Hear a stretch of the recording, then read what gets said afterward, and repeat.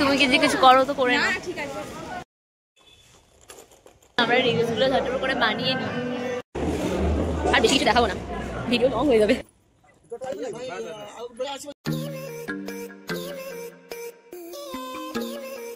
Hello everyone, good morning, welcome and welcome back to my channel. আজ আমি চলে এসেছি প্রতীক্ষার বিয়ের রিসেপশন পার্টির ব্লগ নিয়ে।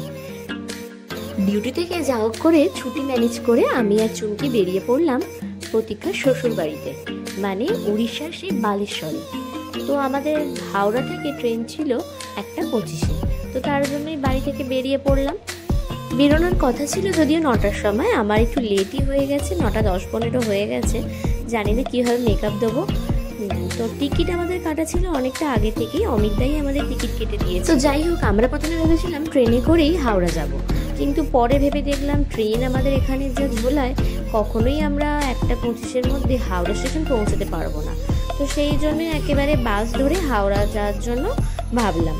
তো যেমন ভাবা তেমন কাজ, সঙ্গে সঙ্গে বাসও পেয়ে গেলাম।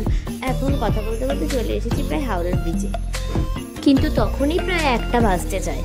জানি না কি হবে, এই ট্রেনটা যদি মিস হয়ে যায় তো আমাদের আর রিসেপশন পার্টিতে জয়েন করা হবে না। এই ভয়ে ভয়ে যাচ্ছিলাম, আর ড্রাইভার কাকুকে বারবার বলছিলাম বাসটা একটু তাড়াতাড়ি চালাতে। তার উপর আবার আমরা হাওড়া স্টেশনের কিছুই জানি না, কি হবে কি জানি।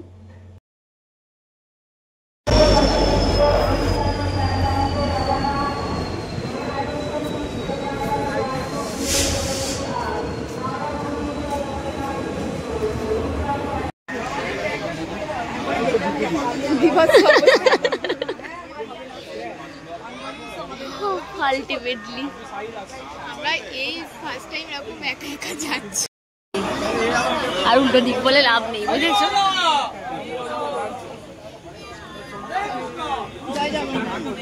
তো দেখতেই পেলে তোমরা, আমরা মানে 1:21-এ এসে ট্রেনে উঠে পৌঁছেছি। এটাই অনেক সৌভাগ্যের ব্যাপার যে আমরা আলটিমেটলি ট্রেনটা ধরতে পারলাম। তারপরে আমরা জাস্ট বসেছি আর ট্রেনটা ছেড়ে দিল জয় জগন্নাথের নাম করে। তো আলটিমেটলি আমরা প্রতীক্ষার কাছে যাচ্ছি, এটা ভেবেই বেশ মজা লাগছে। প্রতীক্ষার অমিতা তো আমাদেরকে বারবার করে ফোন করছিল যে আমরা আদৌ ট্রেনটা পেলাম কিনা। তো ট্রেন ছাড়ার পর আমরা সবাইকে ফোন করে করে জানিয়ে দিলাম যে আমরা ট্রেনটা পেয়েছি অবশেষে।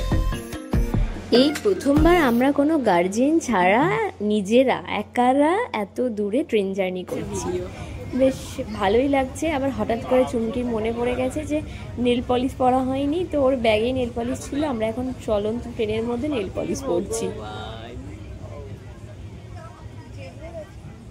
আরেকটু হাতটা কি আমার দিকে নিয়ে আসবো? ওই বাচ্চাটা না দেখে তোমার কাছে পড়তে চলে আসে।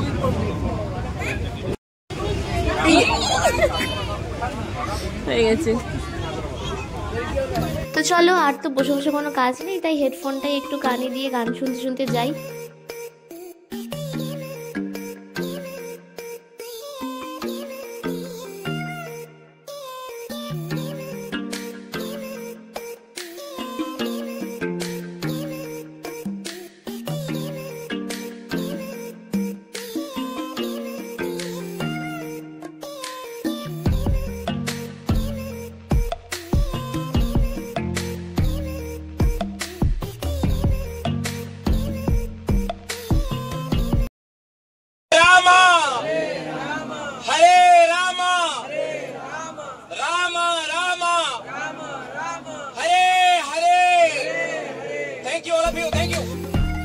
এতক্ষণে আমাদের পৌঁছে যাওয়ার কথা, আর এদিকে দেখো চুমকি ঘুমিয়ে পড়েছে। মাঝ রাস্তায় ট্রেন করেছিল লেট, তো সেই হিসাবেই অনেকটা লেট হয়ে গেছে আমাদের। তো চুমকির ঘুম দেখে আমিও একটু ঘুমিয়ে নিলাম। আমাদের নামার কথা ছিল প্রায় 5টার দিকে, এমন ট্রেন লেট করলো, আমাদের নামতে নামতে বেজে গেল প্রায় 6:45। জানি না কখন গিয়ে কিভাবে আমরা রেডি হব। বলতে বলতে বালেশ্বর স্টেশন চলেও এলো, তো আমরা একেবারে নামার জন্য তারপর নেমে তো আমরা রাস্তা জানি না। তো অমিতদার দাদারাও কলকাতা থেকে ফিরছিল, তো ওনাদের সাথেই আমরা যাব। কতটা লেট হয়েছে আমাদের ট্রেন 1 ঘন্টা লেট হয়েছে। স্টেশন থেকে গাড়ি করে আসতেও প্রায় 1 ঘন্টা লেগে গেল আমাদের। এসেও দেখছি আমাদের প্রতীক্ষা পুরো রিসেপশনের জন্য একেবারে রেডি। আর দেখো ওকে কি সুন্দর লাগছে না। আর এদিকে অমিতদাও অর্ধেকটা রেডি হয়ে গেছে। তো আমরাও আর দেরি করিনি, একেবারে গিয়ে আর রেস্ট ফেস্ট না নিয়ে একেবারে রেডি হয়ে নিয়েছিলাম। এদিকে আমাদের রেডি হতে হতে মোটামুটি সবাই চলে গেছে, আমরাই শুধু বাকি ছিলাম, আমি, চুমকি আর সুইটি। লাস্টে অমিতদার ভাইয়ের সাথে একেবারে গেলাম। তো এই হলো প্রতীক্ষার শ্বশুরবাড়ি। আর এখন যাওয়া যাক ভেন্যুতে। প্রতীক্ষার রিসেপশন পার্টিটা হচ্ছিল চাঁদিপুর ডিআরডিও ক্যাম্পাসের ভেতরে। তো এখন আমরা চলে এসেছি। দেখো জায়গাটা এত সুন্দর সাজিয়েছে। আর দেখো এদিকে চুমকি গিফটটা নিয়ে নামতে পারছে না, এক হাতে লেহেঙ্গা সামলাবে না এক হাতে গিফট ধরবে। তো ওকে একটু ধরে নামিয়ে নিলাম, আর সুইটি তো নেমে দাঁড়িয়ে আছে।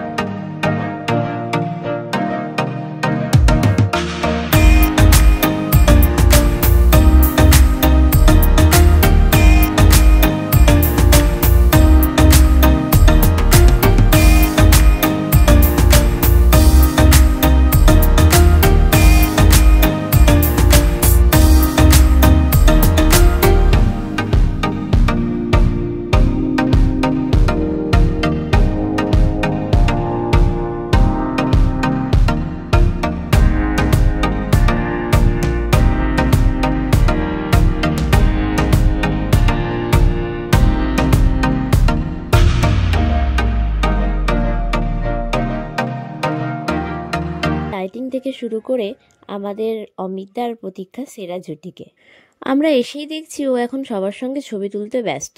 তো সেই জন্যই সামনেটায় আমরা চেয়ার নিয়ে বসে পড়েছিলাম, আমি, চুমকি আর সুইটি। চুমকিকে তো এদিকে খুবই ঠান্ডা লাগছে, কেননা বেশ ভালোই ঠান্ডা আজকে, আর ও এদিকে কিছু পরেনি, সেই কারণেই হু করে কাঁপছে বসে বসে, আর প্রতীক্ষার ছবি তোলা দেখছে।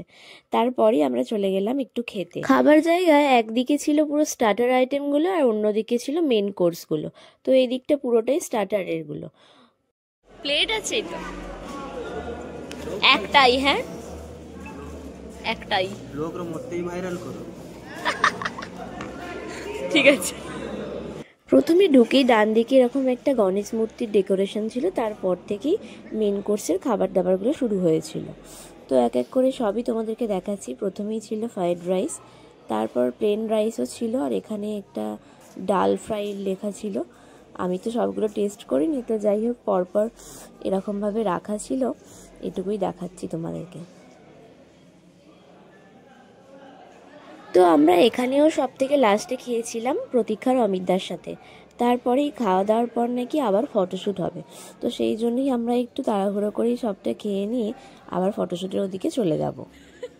এই যে এখন ফটোশ্যুটও শুরু হয়ে গেছে, ভেতরে কয়েকটা ছবি তুলে নিয়ে তারপরে বাইরের ভিউয়ের ছবি তোলা হবে।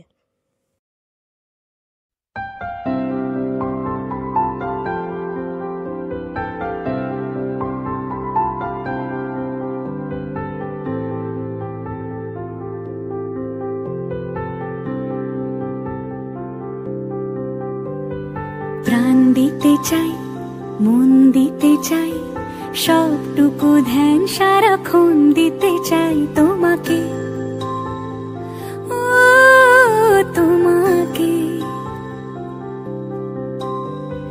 স্বপ্ন সাজাই, নিজেকে হারাই, দুটি নয়নে রোজ নিয়ে শুতে যাই তোমাকে। তো এখন আমরা অমিতদার বাড়ির দিকে রওনা হব। আমরা কিছুটা গাড়ি করে এসেছি, তারপর একটুখানি হেঁটে চলে এলাম।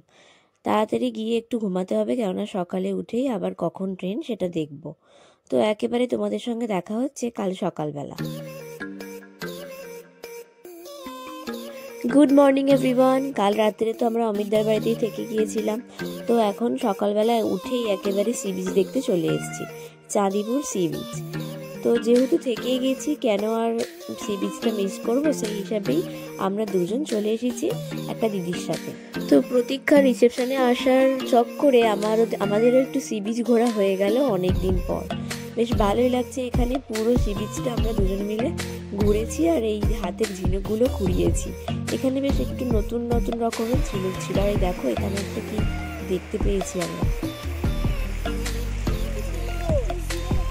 বড় বড় হওয়ার কথা, অন্য কিছু প্রাণী মনে হয়। তারপরেই আমরা ওদের বাড়িতে ফিরে গিয়ে একটু খাওয়া দাওয়া করে একেবারে ট্রেন ধরার জন্য বেরিয়ে পড়েছিলাম। তার আগে একটু তথ্যগুলো দেখছিলাম। তো এই ব্লগটা এই পর্যন্তই রইল। কেমন লাগলো অবশ্যই জানিও। এখন প্রতীক্ষাই তোমাদের সবাইকে টাটা করে দিচ্ছে। তো দেখা হবে আবার নেক্সট ব্লগ।